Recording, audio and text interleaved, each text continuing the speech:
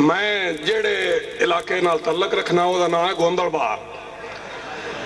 गोंदलबार दे लहजे विच कुछ नज़मां मैं लिखियां, टोन बंद कर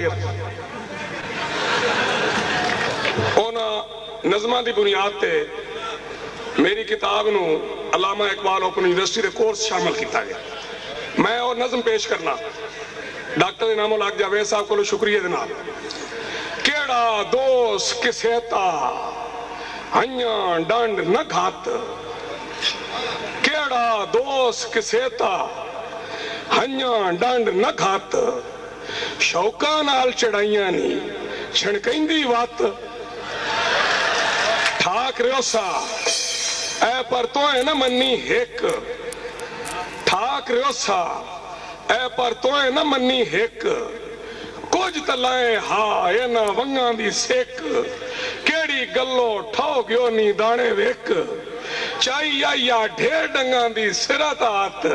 ओ शौका नाल चढ़ाइयां नी छिणकैंदी वत, जज न होवा गल स्यापा घतिए क्यों, रेतू दे एरेता कोठा छतिए क्यों, चज न होवा गल स्यापा घतिए क्यों, नी रेतू दे एरेता कोठा छतिए क्यों, नी खेखण कर कर हुण रोवां बेमतिए क्यों, कूड़ न मासा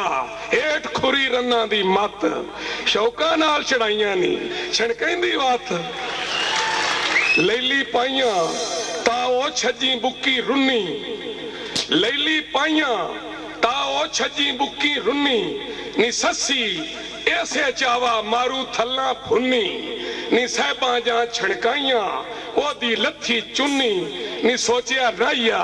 पांद लाउणी पौंदी पत, शौका नाल चढ़ाइयां नी छणकैंदी वत, प्यार दियां वंगां दे झलिए ओपरे रंग, प्यार दियां वंगां दे बेटा एक मिनट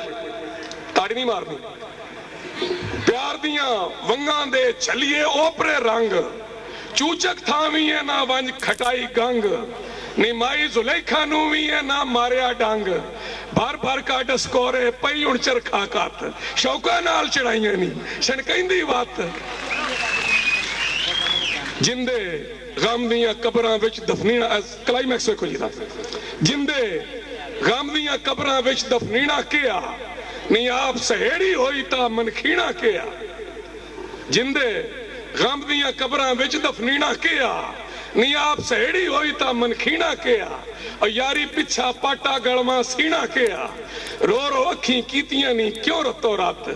शौका नाल चढ़ाइयां नी छणकैंदी वत। हज़रात गिरामी